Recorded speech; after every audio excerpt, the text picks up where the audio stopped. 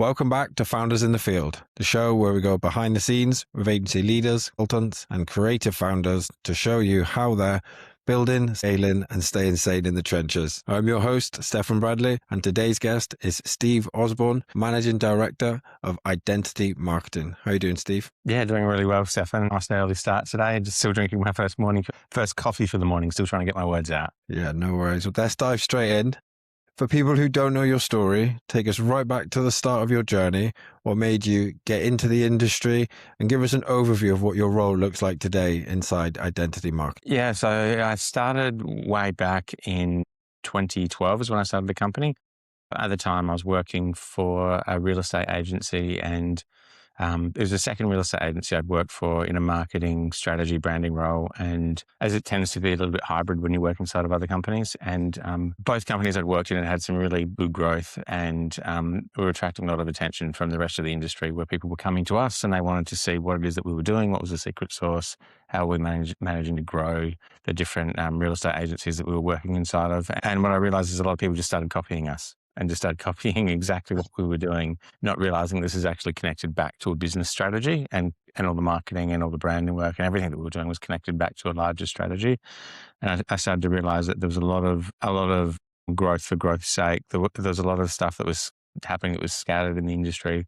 There's a lot of people who didn't really know why they were doing what they were doing, and there was a better way that they could do that. And so I really wanted to start the company to help bring clarity to a lot of branding and marketing for people in that space, to really help them grow their company and connect it back to their business strategy. And today we work with real estate companies all around Australia. We work with some over in New Zealand. We've worked with a few in the UK, and some over in the US as well. And it's really just about helping them understand what it is that they're actually tactically trying to do as a company, and then how do we connect all the work back to that, and then really help them grow. We work with people outside of real estate as well, but real estate would definitely be our bread and butter for sure. So being a founder and the managing director, have you had to delegate other roles to other people as well, while keeping obviously the manager directing for yourself? Yeah, 100%. Definitely need to delegate roles as you grow. It's one of those things where when you start the company, it's just you and maybe one other person, and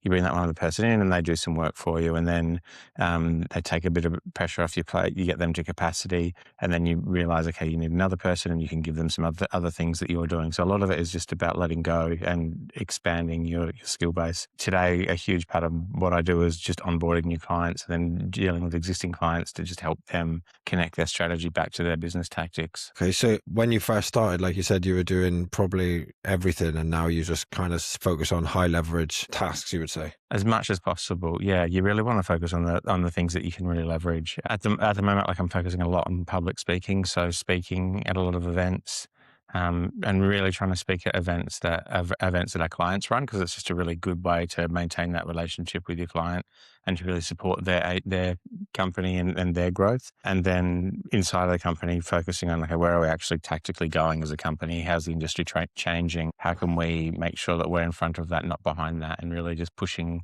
and driving some change in that space? So I guess looking a couple of years down the road and just seeing how can we evolve and adapt. Before you started identity marketing, when you were working in other companies, was they real estate focused as well? Yeah, it was 2 real estate companies that I worked inside of, and also did about a decade of freelance web design. That's where you see sort of sharpened your tools, I would say, and then to start, your own company in that niche. I've not actually interviewed anybody who is in marketing and focuses on real estate, but I can imagine I've had law, I've had SaaS marketers, property, and real estate. I'm guessing there's obviously high margins, and it's a big business. Yeah.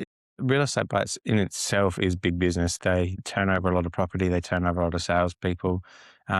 It's a really competitive industry, and so they're always looking for the edge, and that's why they bring us in, to help them find that edge. And they're always looking to recruit new people, and often they've got the pressure of their competitors who are trying to recruit their people, and they're doing the same back to their competitors. And so it's really just helping them grow, not just for growth's sake, but grow in a way that's aligned to where they're actually going. Yeah, it's definitely a industry that has a lot going on, a lot of moving parts inside of it. It sounds like, very cutthroat, very, very, money makes big profit. Do you know what I mean? And everybody's trying to get ahead. Yeah. Yeah, and I think there's a lot of noise in like in any industry. There's a lot of noise, and so a Mm. lot of it is just bringing clarity to what they're doing. You know, like you can have a real estate company with a slightly different brand, but it can have a very different feeling for customers. You know, it could be that Yes, you're trying to help your mission might be to help your customers find the place that they can call home, which is a very different feeling to like a real estate company that's maybe a lifestyle focus where it's selling the lifestyle of the area versus a community based company. So really just helping companies inside of that niche understand what their niche is within that niche. So then they can then market and communicate that more effectively and more clearly. definitely. You can see how your messaging and your why makes such a big difference on, your branding is to put, which direction that they want to go. Yeah, definitely. I think it all goes back to your mission. Like, what is it that you're actually trying to do? I talk about that with my team a lot. Like, our mission in our company is that our clients are seen, remembered, and chosen over and over and over. And just knowing that, that then clarifies the decisions that we make down the road. And it clarifies the campaigns that we do. It clarifies the marketing that we do. It clarifies a lot of the conversations that we have with our customers. And I think a lot of companies just never sit down and go, well, what are we actually here to do beyond making money? What do we stand for? If it wasn't about money, what are we actually doing? And I think just clarifying that through your mission makes a huge difference. Definitely. Let's move on from sort of the background of your business and who you serve. And what are the biggest trends that you're seeing inside the marketing market today? Trends. I think everyone is really chasing trends, truthfully. Inside the property sector, there's a lot of video being pushed at the moment. There's a lot of people who are really focusing on their personal brand. That's probably the biggest one. So there's a lot of, and you probably might see it where you are, but a lot of real estate agents are really pushing a lot of video content on Mm. Instagram, which I think is a really good thing. And again, like going back to the work that we do, it's really just about helping them clarify what are they actually talking about, what's their strategy, who are their customers, what do their customers actually need from them, what are some of the different messages and themes that they can weave inside of that to connect back to their customers. And I think, yeah, that's probably the biggest trend for sure, is just that personal branding side of it in the property space. What's really interesting is once upon a time in the property space, you had to be technically really, really good at what you did when it Mhm. comes to listing and selling property. And then you do marketing about that. Whereas now it's very much marketing first and then becoming good later. So how do you see sort of like AI is a big trend? And obviously you touched on it then with sort of video, people using video in real estate. Would you say AI is having an effect on that, making it more accessible and being able to make these videos easier? Yeah, for sure. Like people will take a video like this and they'll pop it into Kling or like a range of different tools and then go and get it clipped into a bunch of different clips. And so I think from that point of view, it's definitely making it easier. And even like not just AI, but just the tools that we're using. Like I'm talking to you on a Pocket 3 right now. And you can see it kind of tracks my head when I move around. So there's some like little tools like that that are just so easy to use. And if you go back, say 5 or 10 years, stuff like that just didn't exist. Mhm. You had to be carrying around a huge camera, whereas now you can literally, it's called a Pocket 3 because you can put it in your pocket. So you've got tools like that. Then, yeah, people definitely use AI. I think some people use it well to clarify their thinking. Other people you can see do a really poor job of it. Often when we think of the way our customers write, we try and give them really strong messaging frameworks and Mhm. really strong frameworks for how they might write listing copy. And what that ultimately does is give them a way to write that just feels consistent across their entire brand. So, like if you were to think of, say, three different brands that are maybe in that, say, the clothing space, like Nike, Lululemon, Under Armour, like three very different sounding brands, and they use their words very differently, and that helps them connect with their customers. So we do that with our clients. And then I know a lot of them will put an AI layer on top of that, where we've built this message framework for them. It's got some really clear words that they do use, words they don't use, ways they do write, ways they don't write. And the tighter they get that, then it makes it a lot easier for them to go and write about these particular listings. And I know one of our clients has done that really well. And they literally can take photos, drop photos in there, put a few property details, and it actually goes and writes the listing copy quite well. But it still does miss that creative element that humans can provide. And so we give a bit of a framework for that to make it easy for them to execute that too. Definitely I can see why that would be useful. As long as you Yeah. can give it is to keep messaging and branding sounding on brand across all Yeah, different, definitely. you And know, I was going to say a huge part of it as well with like the explosion of AI is I think when it comes to marketing, the actual marketing now is the story behind what you're actually creating. I Mhm. don't know if you saw it a little while ago, but Apple had their new logo animation that they released recently. Yeah, so they literally had this glass and these lights, and it was physically made by hand, and they spent a lot of time just showing the behind the scenes making of it. And Mhm. so a lot of the conversations that we're having with people is it's not the actual event and that you're doing or whatever that the main piece of marketing is, it's the making of that becomes the marketing itself. So really just telling the story behind what it is that you're doing. And I think that's the big difference at the moment, is because everything is, there's so many things now being done with AI and it's so polished. So the only way to prove you didn't use AI is to do the opposite and to show the actual making of it behind the scenes, the Mhm. messy middle. Yeah, no, there's a joke I have between a couple of my friends that are in sort of the same space that we need. Have you heard of Grammarly? Yep. Yeah, we need an ungrammarly. So it doesn't sound so polished because, especially with like emails and things like that, you want to make it look like, want it to be human and be relatable to be able to get in there. And that's kind of the same thing as what you were saying there. We're in a world where not quite yet, but soon there will be, everything will be, on the creative sort of delivery side of it will be so polished and so perfect that it's almost going to be harder to stand out by having something like that, like basically what you're saying there, having something that's harder to make, do you know what I mean, and less perfect will actually stand out more. Yeah, I think so too. I think being human, being Mhm. human in in a world of AI is really what's standing out. And I think we're entering this age where it's almost an anti-AI age that we're seeing in marketing, because we see it constantly on Mhm. Instagram. Like, we constantly see this AI stuff, and when you start to see something that just feels human, it Mhm. just feels like it's more relatable, more connectable. Because ultimately, that's what we're looking for: connection, and that's the whole point of branding and marketing, is to create connections between these corporate entities and their customers, and Mhm. making them feel like they want to close that gap and they actually want to do business with them. And it's so interesting. Like, some companies get it really right. Like, you think of like Harley Davidson or Lego. You literally have grown men out there with tattoos of both of those different brands on them. And these are like corporate logos for corporate entities. Mhm. And so like that's like as deep as you can actually go to get a connection to the point where someone physically wants to get your logo on their body. Yeah, no, definitely. That's goals right there, isn't it? To get your company like Yeah, that, to have the branding so good that it resonates with so many different people. No, that's the definitely. dream. So, Steve, what is working well and where do you feel slight friction inside identity marketing? And so I think what's working well is helping our customers find clarity, helping them find depth. I think what's creating friction is there's a lot of people who I think are seeing that with AI, that things should be like instant and don't need human involvement. And I think going through that process with people, just show them like, this is what we actually do when you work with us, and this is why it takes a bit of time, and this is the thinking behind a lot of that. So helping people see that there's still humans involved and that there's a lot of work in the background. Yeah, that actually goes on. And I think there's just a lot of industries now that I think have adopted AI just in a way that just doesn't feel human. And that's not what branding is all about. Branding is about making human connections. So really just having that conversational piece with people, just to help them understand that this is, how we're actually doing things. And it's not that we don't use AI in our company, because we definitely do. Like, it's great for critical thinking. It's great for generating ideas, but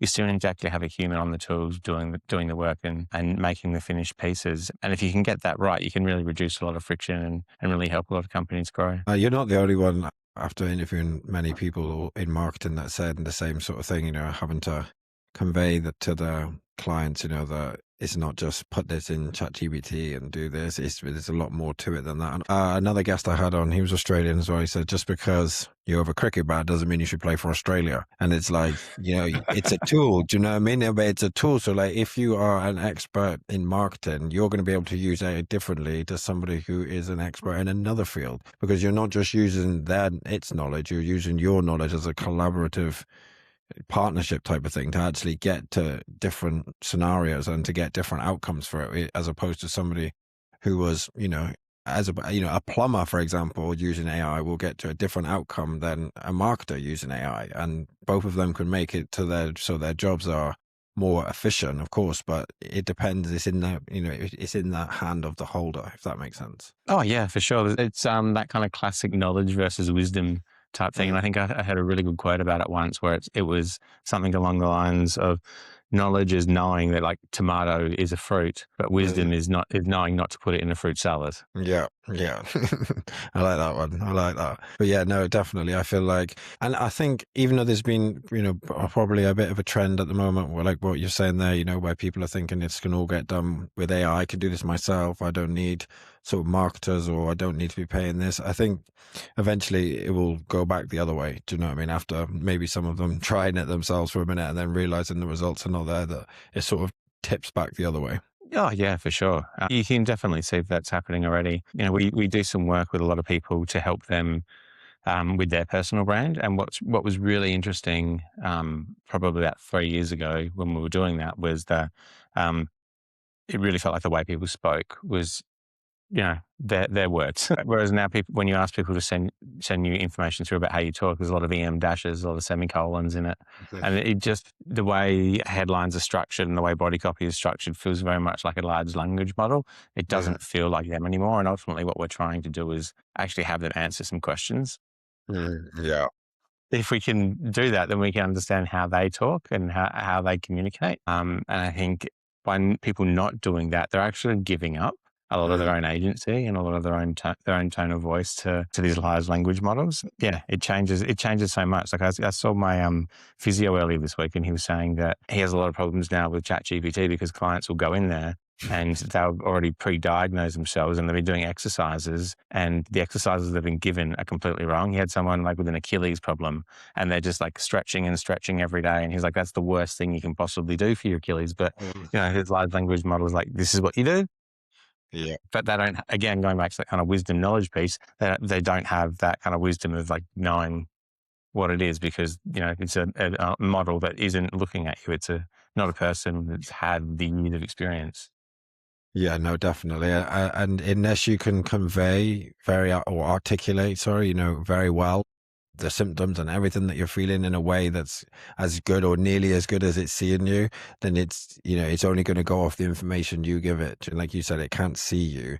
So unless you're one top to be able to explain exactly, especially when you're talking about medical sort of things, do you know what I mean? Like if it can't see you and you can't articulate it in a way that you could do it to a blind person and they would know what's wrong with you, then it's probably going to give you the wrong outcome. Yeah, exactly. I agree. Big time. So, Steve, walk me through your client acquisition process. How does identity marketing attract new clients and get new clients? Yeah, so there's probably a few different lead sources. There's people that refer to us. There's people that we've worked with before, and we've been around now for 14 years. So you get a bit more of that. And then there's some obvious things like Google ads and some meta ads that we'd run in the background, and then some campaigns that we would do, and maybe some print pieces go out off the back of that. And then we go and attend a lot of industry events, and so we meet a lot of people, talk to a lot of people. They get interested in what it is that we do, and then we've got a pretty structured process. So someone contacts us, we have an initial conversation with them, then we have a longer format meeting to understand their goals, then we come back and we have another meeting where we present some initial ideas. Try not to go too far in that, just to maybe give a bit of some ideas at a high level, maybe a bit of a mood for what we're thinking, and then talk about costs and prices and timing. And if that all feels good, then people usually go ahead and sign a statement of work and we go from there. Having that background in real estate, I did a lot of like real estate training because I was working in that marketing role. And when you do work inside of companies, you tend to wear a few different hats. And Mm, so one of the hats I was wearing was actually filming these training sessions. And so I was in the back of the training room filming them, just listening to how real estate agents actually get trained. And so a few key things that I picked up was you need to have a CRM that your customers inside of. You need to have some consistent marketing that goes out to that CRM, and you need to have like a really clear pipeline to follow. So you know who the leads are, who the people are that have given the proposal to, what you won, what you've lost, and then you can just track that, make some phone calls at least once a week back to that, and you can have a pretty scalable growth system there. well, you got multiple fronts, sort of attacking it on multiple fronts, I think. Do you know what I mean? It obviously must be Yeah. working really well. Do you know what I mean? And because you're hitting different audiences, across, because some people will ingest more, Google ads, meta ads. Some people will be at the events that you speak at, all these types of things. It's definitely a good thing to have it on all different fronts. Having been in business, for a while now and having a strong referral sort of pipeline as well is always, good. good and ex-clients and things like that. But when you use like Google Ads and Meta Ads, what is the process that happens once they sort of click the ad, for example, and then to when they're first meeting you? Yeah, so we have landing pages that people will go back to. So, like if you were to look for, say, real estate branding in Google, and you're in our location, it would come up with an ad from us. We've also got some SEO in that space. It would take them back to a page. It talks a little bit about what we do. It talks about some of the different options that we have. It shows some case studies. It's got Mhm. some testimonials on there. It's got some logos of some different companies we worked for, and it's got like a really clear call to action on there. So people Mhm. will often fill that in. That comes through to us. We try and action that as quickly as possible. We find we win a lot of work just by being quick. So we'll call them, have an initial consult, and then send over a calendar invite for a Zoom. Most of the work that we do for people is either interstate or overseas, so we have to physically jump on a plane to meet with them. So we usually do that, those first couple of meetings by Zoom. And then we have those first couple of meetings, make sure everything feels aligned. And if everything does feel aligned, then we shoot a proposal off. In a lot of those initial leads that come through, you might find that half of them aren't aligned, whether that's in terms of expectations or budget or timing. It just doesn't work for them. And so it's good to try and get that information out of the way early. Because when I first started business, one of the things I would do was not have those harder conversations to the very end, Mhm. thinking that you'd try and win them over, and then it didn't really matter what their budget, timing, or expectations were. But I think getting that out of the way up front now just lets you go, well, it's not for me.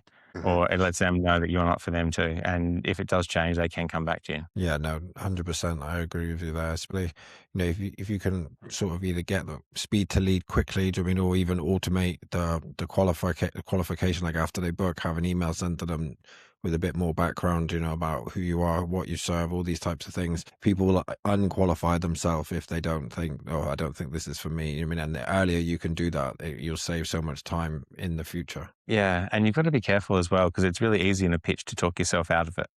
Mm. Like you've got the business, you just need to deliver. You just need to do a really good job presenting, Yeah. and you don't want to talk yourself out of it. And I think a lot of people make that mistake. I know I've made that mistake before, where I've just said the wrong thing or spoken too much about things off topic. Hmm. Yeah, so I think it's really just focusing on like what's their business goals, what are they actually trying to achieve, and working with you. And when I talk, I try and talk it back to, um, you know, what this branding or this marketing can do in terms of helping them get where they want to go as a business, and try to connect it back to a business goals. For Hmm. example, if someone was talking about wanting to refresh their brand, I wouldn't talk about let's make it look good, let's make it stand out. I'd be talking about like, why are you wanting to refresh your brand? And it's usually things like, they're finding their competitors are sort of maybe getting in front of them, or they're losing some work, or maybe they're misaligned, and people are sort of seeing that this is the type of work that they're contacting them for, whereas they really want to be seen for Hmm. this different type of work. And so it's really then understanding if you are seen as this type of work, how does it actually impact your bottom line? It's this, and this. And so they're having those conversations to understand what they actually want to get out of this in terms of project, in terms of work, in terms of the dollar value. If you can talk about that and connect the work you're doing back to that, it makes a lot more sense to them, as opposed to, yeah, we're going to make it look really nice. We're going to make it Hmm. sound good, but we're actually going to help you get where you want to go sooner and quicker and faster, and you're going to spend less time and get there and have a great outcome. No, definitely. So, Steve, my last two questions are: where do you want to be in the next 12 to 18 months in terms of business? Yeah, so we're really spending a lot of time at the moment, um, in a couple of different spaces. So we do a lot of the branding and marketing space, which we've got some new retainer clients that we're bringing on. So I'm really wanting to bring some more of them on, and the retainer works really good because it just creates that stability across the company. And then we're doing a lot more, I can't say too much about it, but we're doing a lot more in that web space, where the way that we're building websites now is going to be very different to the way that we're building in 12 months, 24 months from now, even 6 months from now. So there's a lot of change happening in that space. Sounds like exciting stuff, definitely, especially the top secret stuff that you can't mention. And obviously, Check of back in with course, me in a year, and we can yeah, talk about it. definitely. No, obviously, yeah, bringing on retainer clients just gives that stability. It's all good things by the sounds of it, and obviously, good luck with your next 12 to 18 months. Yeah, My thank you. my last question is: if you could wave a magic wand and fix one thing in your business, what would it be and why? Wave a magic wand and fix one thing in my business. I think I enjoy everything that we do. If I could fix one thing, this is just going to sound like a silly business owner. You just want the government to take less taxes. That's probably about it, honestly. Good answer. I've not had that answer yet. I like that one. Steve, Yeah. thank you so much for coming on. I really enjoyed the podcast, really enjoyed learning about identity marketing, learning about you. Where can people, my viewers and listeners, if they're wanting to, reach out to you to potentially, work with you and things like that, where's best to reach you or reach identity marketing? Yeah, if they want to reach me, I'm on Instagram a lot. So just look for Steve Osborne. Otherwise, you can go to the company website, identitymarketing.com.au. Perfect. Well, thank you again so much. And everybody, please like, comment, subscribe, hit Steve up if you're in the real estate industry and looking to, expand your marketing. Please hit him up. And yeah, we'll see you next episode. Steve, thank you again. Thanks, Stefan. Cheers. Bye.